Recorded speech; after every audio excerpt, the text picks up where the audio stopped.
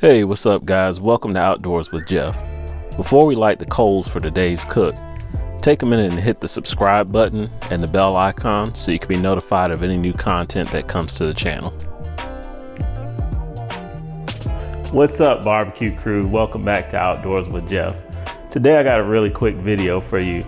I got a few subscribers that have asked me to make a video on how and why I wrap my heat manifold diffuser.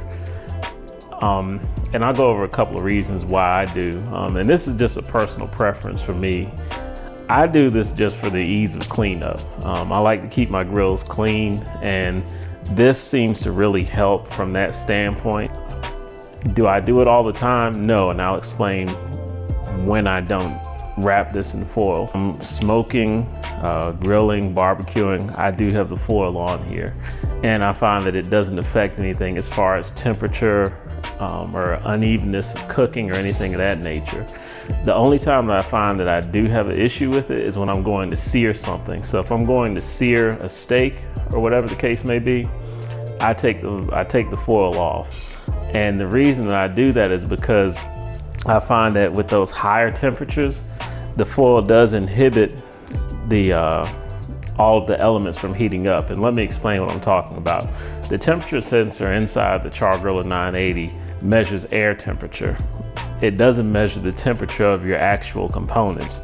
So even though that heating probe is sitting almost at grate level on the left side, that's not measuring the actual temperature of your grates. It's measuring the air temperature inside the grill.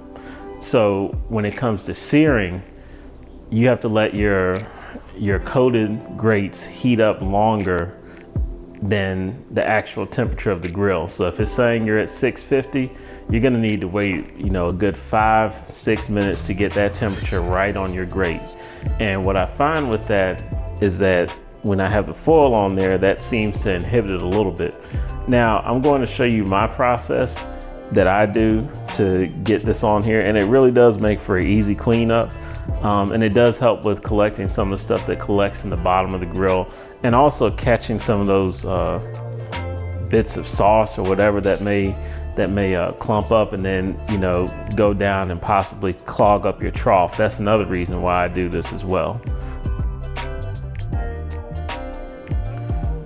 Okay, so here I have a sheet of Reynolds wrap, heavy duty, and I actually use the non-stick Reynolds wrap.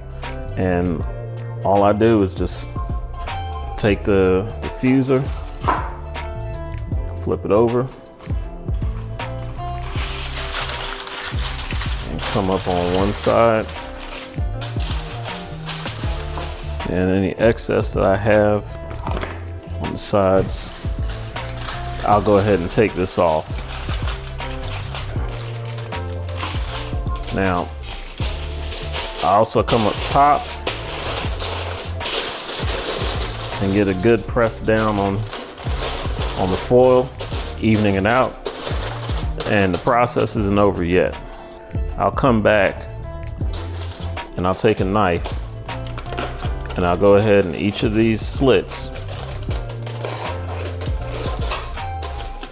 and cut to where the heat can escape from these vents.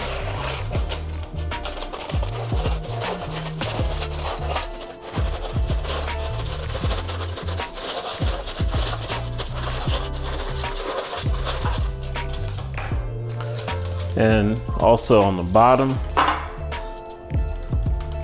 find where the actual manifold sits on where the actual diffuser sits on the manifold, and I cut those 4 holes out as well.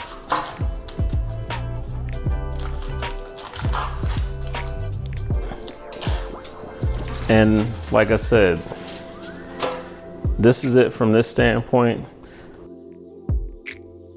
Okay, so that covers how I wrap my heat diffuser and the reasons why.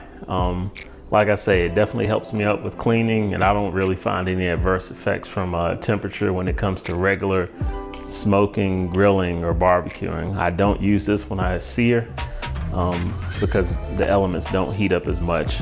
and it does take a lot longer for those grill grates to come up to temperature. If you want to watch a video that has a really good in-depth cleaning, check out my man Rich on Myers Masterpieces. I'm going to put a link to that video up in the corner. But thank you for watching, guys, and leave a comment. Let me know what you think.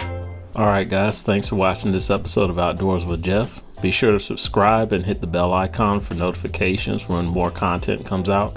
And also check out these videos here on the channel as well.